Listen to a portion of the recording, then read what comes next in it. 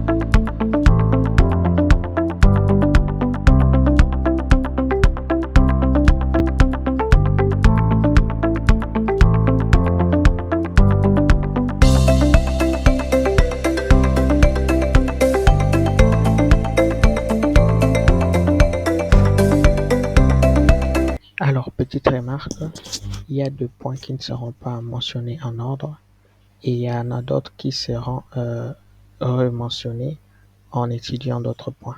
Ok, élément numéro 1, premier principe, serait de reconnaître les types des fichiers Revit. Alors, voilà. C'est toujours important de reconnaître quel type de fichier que tu as en face de toi avant d'ouvrir les logiciels, avant de l'ouvrir, avant de l'utiliser. Et, ça permet un peu de te rendre un peu plus professionnel et d'éviter de tâtonner quand tu travailles. Alors, j'ai là représenté 3 formats ou bien trois types qu'on a. Il y en a 4, mais les 3 principaux sont là. 3 types principaux familles, pardon, trois types principaux fichiers qu'on retrouve dans Revit.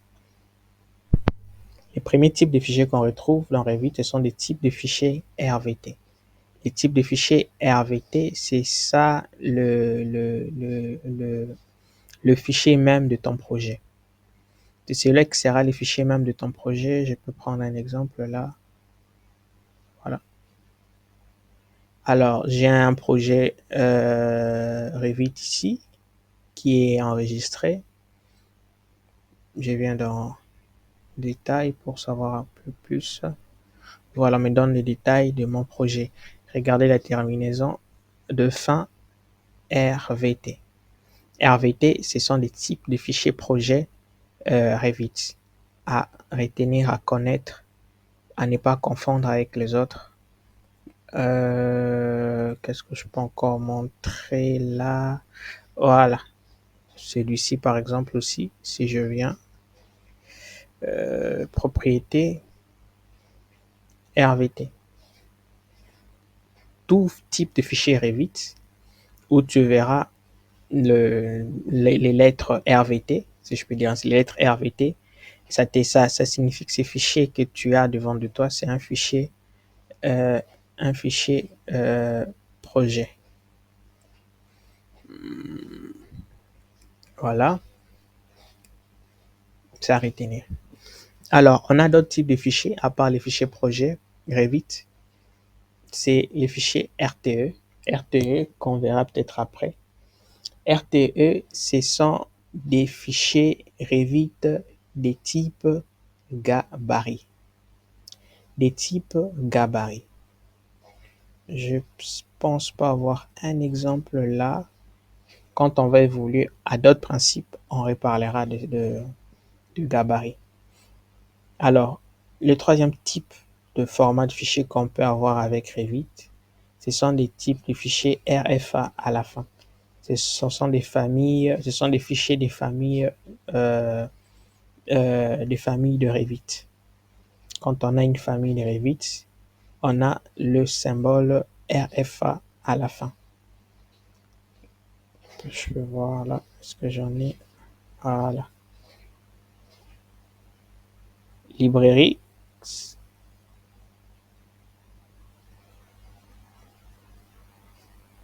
Par exemple, là, je prends quoi? Fenêtre. Galandage, par exemple. Je clique dessus. Propriété. RFA. On le voit là.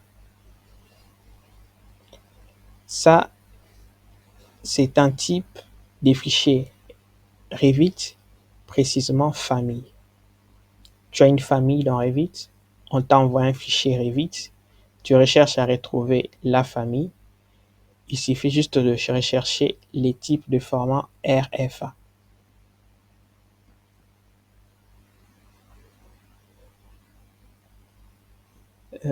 Voilà. On a ces trois types de fichiers Revit. RVT, fichier projet Revit. C'est important de les connaître. Pourquoi? Parce que quand tu as d'autres types de logiciels que tu utilises ou autres, par exemple, tu sais que les images, c'est PNG, JPEG, etc. Euh, Excel, c'est XL, XS, si je ne me trompe pas. Voilà, PDF, c'est reconnu par PDF, etc. Donc, tu as une idée de reconnaître ces fichiers, ne pas te tromper, ouvrir un fichier projet et penser travailler sur un fichier famille et vice-versa. Voilà pour ces premiers points. Alors, deuxième principe, voilà. Deuxième point, ça sera de reconnaître un point aussi très, très, très important qui crée souvent confusion, de reconnaître ou encore de faire la différence entre un gabarit ou un fichier gabarit et consort et une bibliothèque ou une famille. Ça a été déjà mentionné brièvement. Mais quand on travaille dans Revit, il y a cette différence aussi qu'il faut reconnaître. Et voilà. Très souvent, dans les jargons, on a souvent euh, on a souvent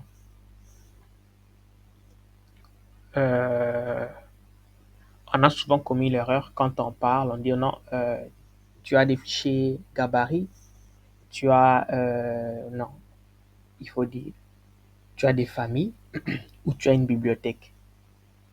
Je vais dans charger, insérer, charger la famille, famille que je charge. Alors ici, tu as déjà une idée. Tu as déjà une idée. Voilà, ce sont les types de familles dont je viens de parler tantôt, un peu plus tôt. RFA, Revit Family. Alors, librairie, etc., France, etc., comme on l'a vu là tantôt. Bon, voilà, je vais prendre quoi? Équipement spécialisé, par exemple, accessoires de table, assiette, voilà. Ça, c'est une famille. C'est bel et bien une famille. À ne pas confondre avec le gabarit. Il y a une très très très grande différence et connaître l'utilité de l'un de l'autre euh, te rend un peu plus professionnel. Et je vais carrément ouvrir un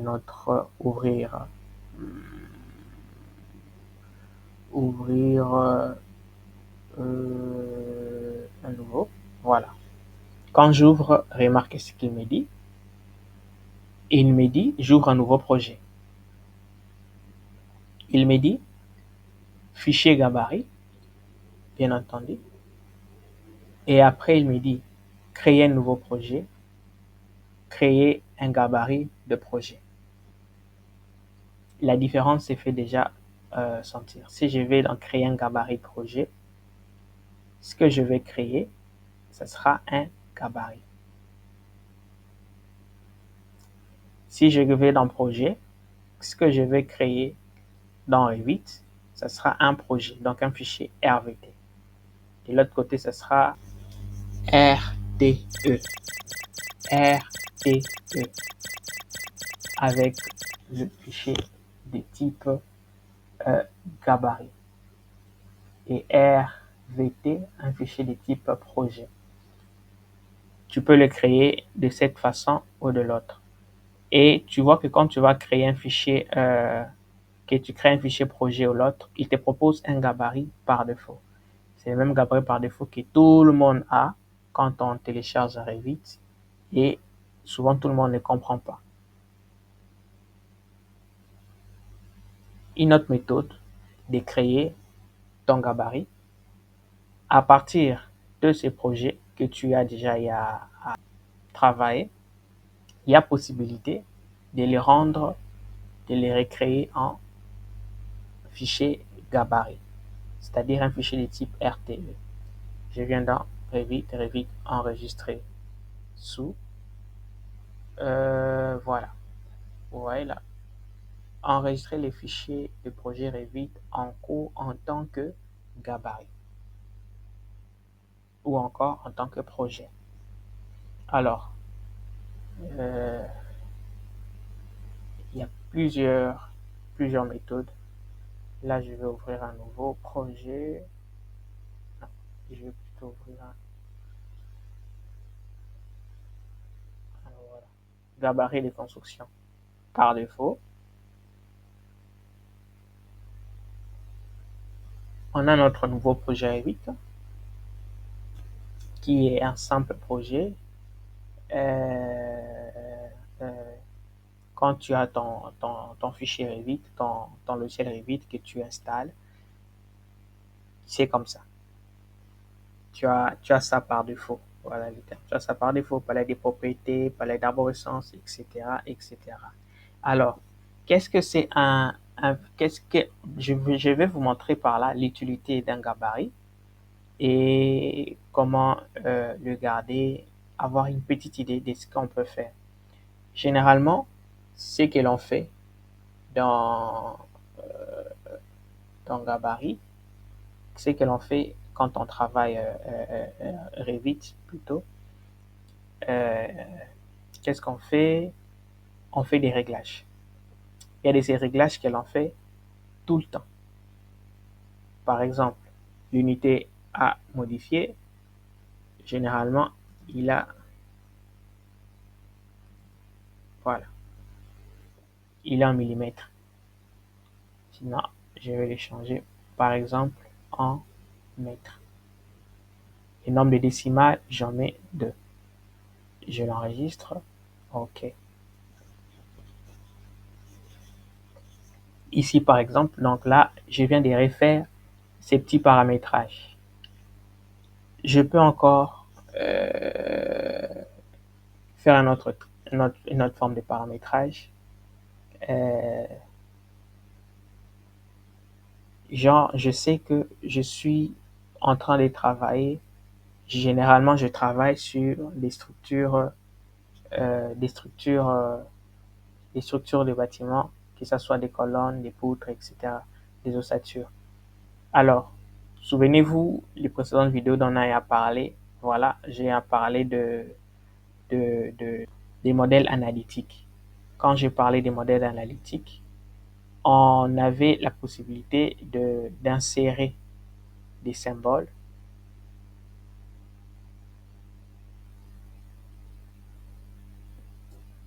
Il fallait aller dans Analyser. Voilà. Il fallait insérer des symboles. Paf. Vous voyez que c'est vide. S'il fallait que je reprenne encore, voilà. Donc, c'est un avantage d'avoir un fichier. Par exemple, là, je peux voir comment je vais faire. Je vais le charger. Je peux le charger. Enregistrement. On va le charger. Insérer. Paf.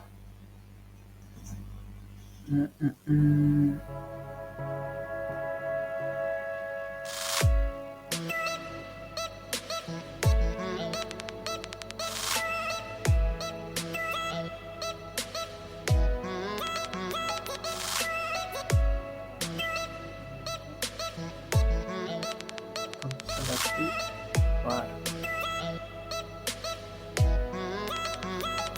Je charge. Sans là.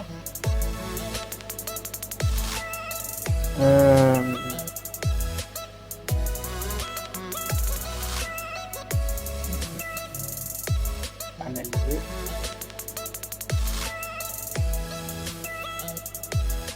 Encastrer.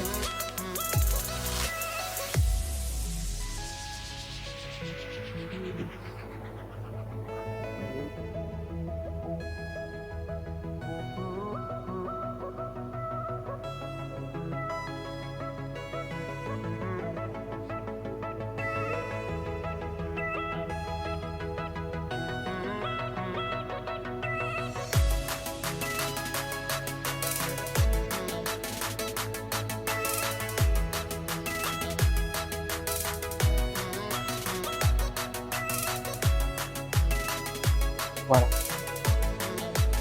Je viens de le mettre. Ils sont là. J'enregistre. OK.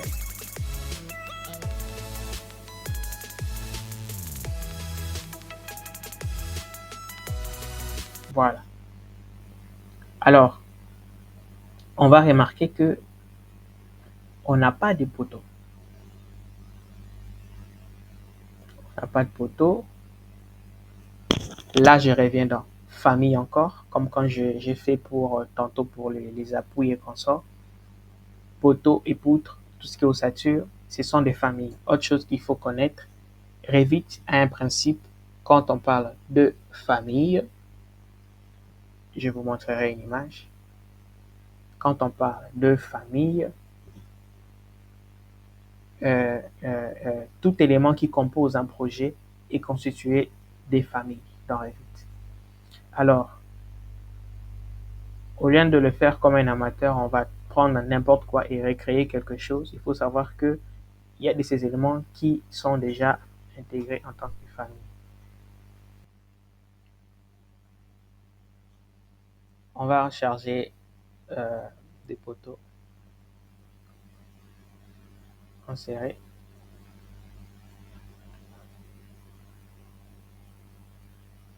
Librairie.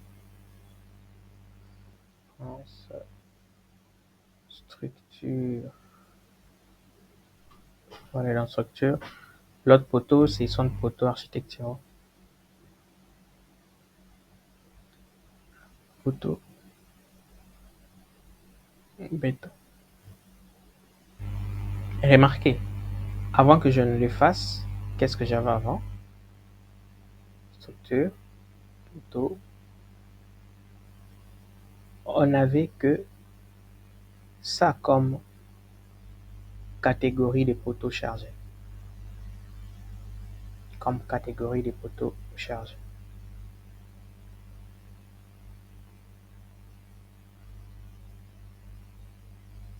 Je viens de modifier les types. On le remarque. Famille, il n'y a que ça. Type, on n'a que ça. Je vais essayer d'enrichir cette famille en chargeant.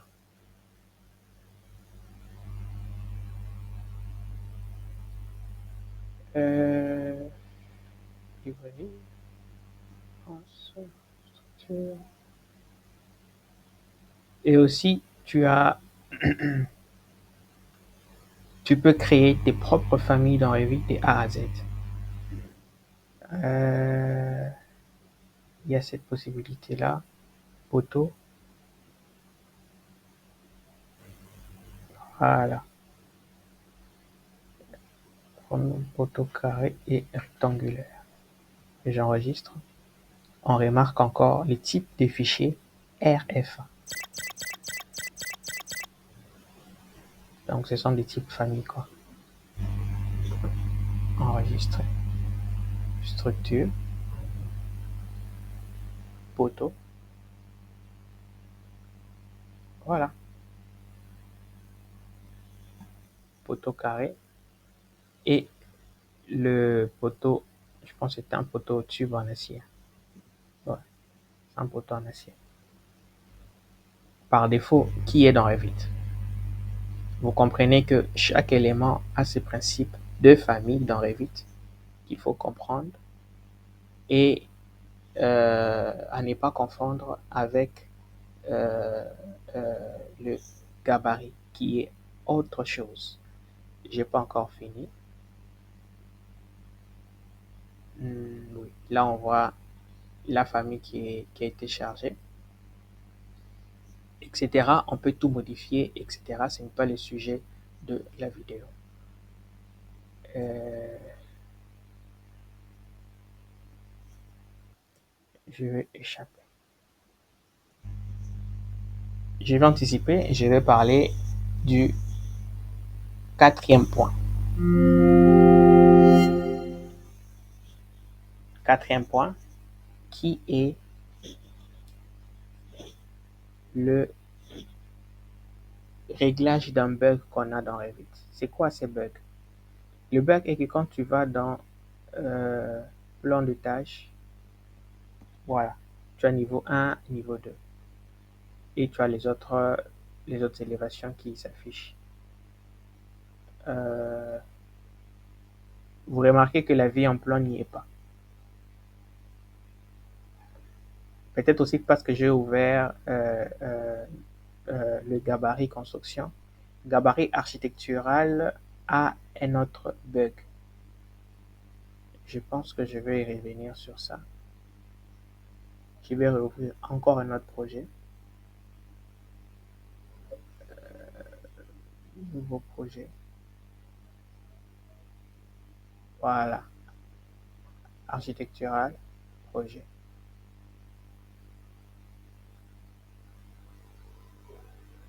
Plan de tâche, voilà. Niveau 1, niveau 2.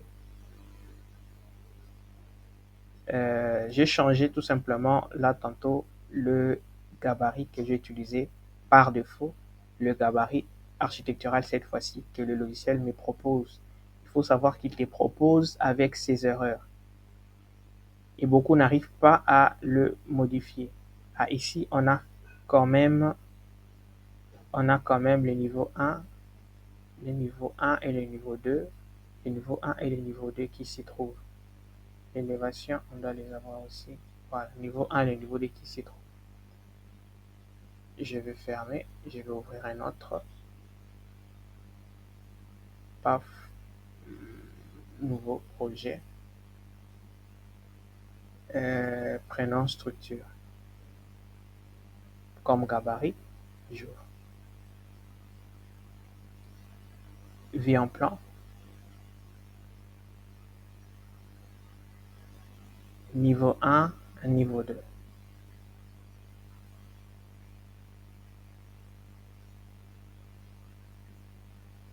Il y a souvent un bug qu'on a là. Mais c'est peut que ça s'est un peu plus ou moins toiletté. Mais nous allons revenir sur l'autre gabarit précédemment ouvert. Voilà, celui-ci. J'ai fermé le projet, j'ai rétrogradé en arrière. Euh, Plafond, non. Plafond, ça c'est plus du côté MEP qui a une autre orientation différente. Plan de tâche. Vous voyez qu'ici, on n'a pas la vie en plan n'y est pas. Quand je vais en élévation, je trouve mes élévations qui y sont. Alors, on va faire un correctif du bug. Bien qu'il n'est pas très bien détaillé là, mais on voit que la vie en plan n'y est pas. Qu'est-ce que tu vas faire? Tu vas aller dans Vue,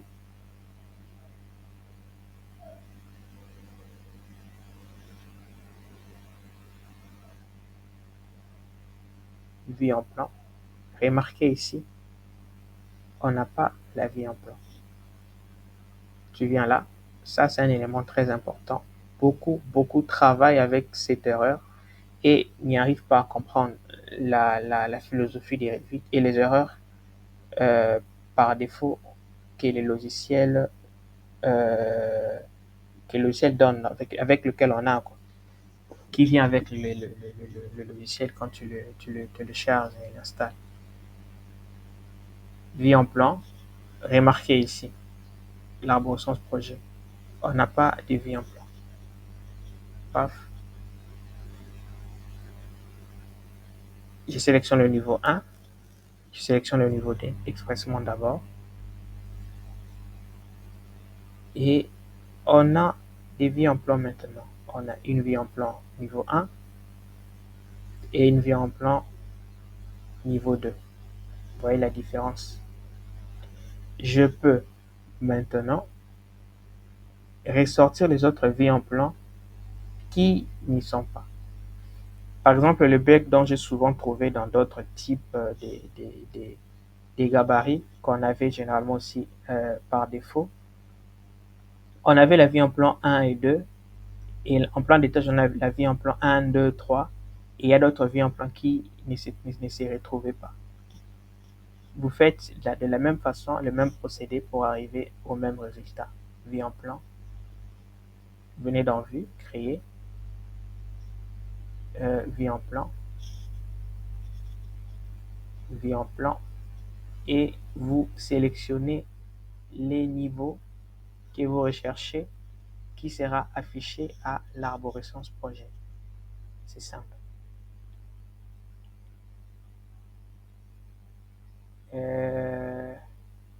Dans élévation, je peux supprimer tout ça. Cela incitera à supprimer toute levier et tout plan de tâches qui correspondent à cette élévation. Supprimer, voilà. Voilà. On n'a plus que deux élévations.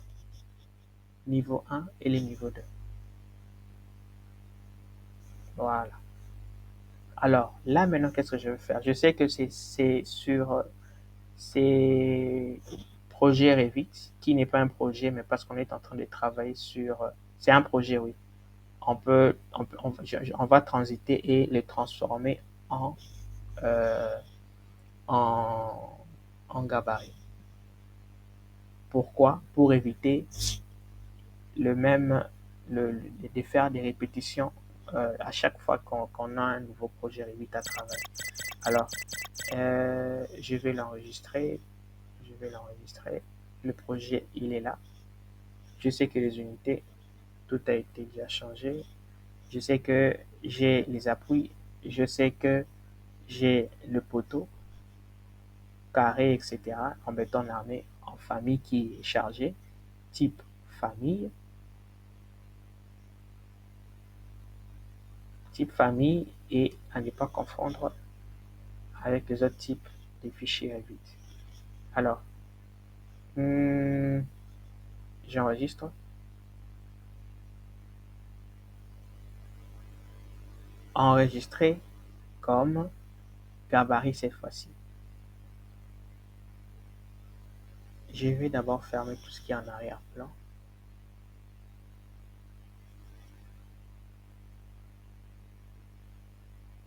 Je risque de fermer mon projet derrière.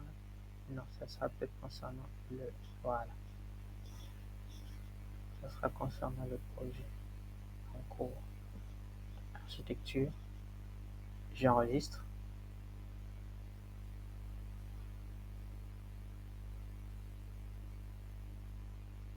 Enregistrer sous en tant que gabarit. Pas projet. Gabarit. Nous étions dans un projet où j'ai ouvert un projet avec un gabarit aléatoire que Revit me propose. Mais là, je vais l'enregistrer pas comme un projet RVT, mais comme un gabarit RTE. Je l'enregistre. Où est-ce que je vais le mettre? Projet architecture. Voilà, je vais le laisser là. Je vais l'appeler. Je l'appelle gabarit carrément.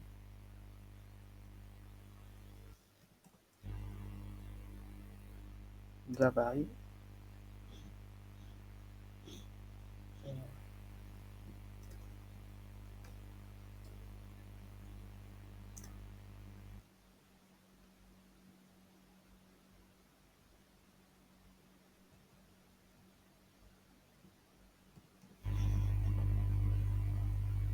J'enregistre. Remarquez, fichier type. Fichier type gabarit RTE. J'enregistre. C'est fait. Observez maintenant. Il a été enregistré. Je pense que je peux fermer cette fenêtre. Voilà. Ça, c'est mon ancien projet. J'ouvre un nouveau projet cette fois-ci. Nouveau projet.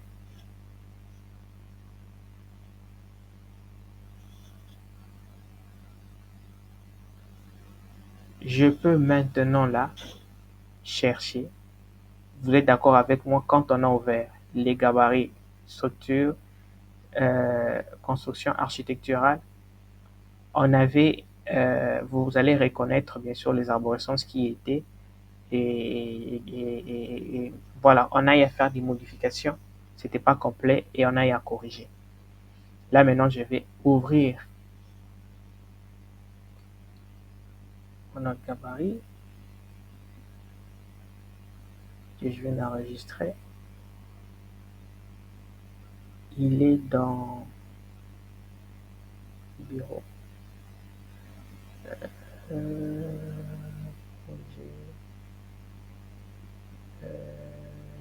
voilà, il est là. Remarquez pas. Et parce que j'ouvre un gabarit, automatiquement il va me toiletter et il va me proposer que des fichiers RTE, pas des fichiers RVT ni RFA. J'ouvre.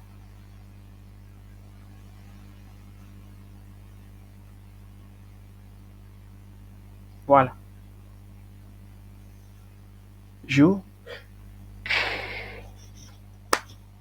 Voilà. Qu'est-ce qu'on a là? On a nos niveaux qui sont comme on le voulait. Je peux venir d'analyser, voir si j'ai mes appuis. J'ai mes appuis. Je peux faire un autre test, voir si j'ai mon poteau. Voilà, j'ai mon poteau en béton armé, ou mes poteaux, parce qu'il y en avait plusieurs en béton armé que j'ai chargé. Vous voyez maintenant la différence très très riche qu'il y a entre, euh, euh, euh, entre, je reviens sur l'image, le gabarit RTE et la famille. L'importance d'avoir le gabarit et la famille. Pour un gain de temps aussi, je ne l'ai pas dit, il y a possibilité de venir dans Options et placement de fichier, gabarit. Je peux rajouter 5 clés dans Revit. Il va monter.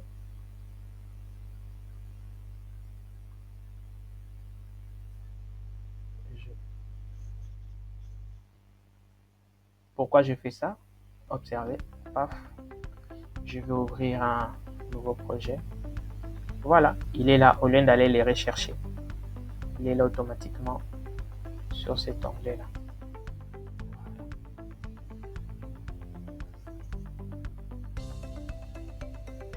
Et vous comprenez que en faisant ça, je n'aurai pas tout le temps ouvrir mes projets, recharger, paramétrer, etc., etc. Je peux même encore, il y a d'autres types de gabarits. En fait, la manière dont vous allez structurer votre entreprise, votre bureau d'études, votre méthodologie de travail, ça sera en fonction aussi de vos gabarits. Vous êtes plus du côté structure métallique, vous aurez plus de gabarits déjà chargés avec des familles qui comprennent des gabarits, qui comprend un gabarit qui a des structures métalliques à l'intérieur. Vous avez des exigences quand vous travaillez avec des coupes, avec des détails, vous pouvez toujours le paramétrer.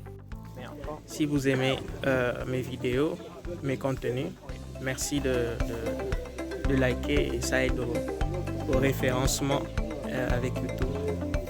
Ciao, ciao.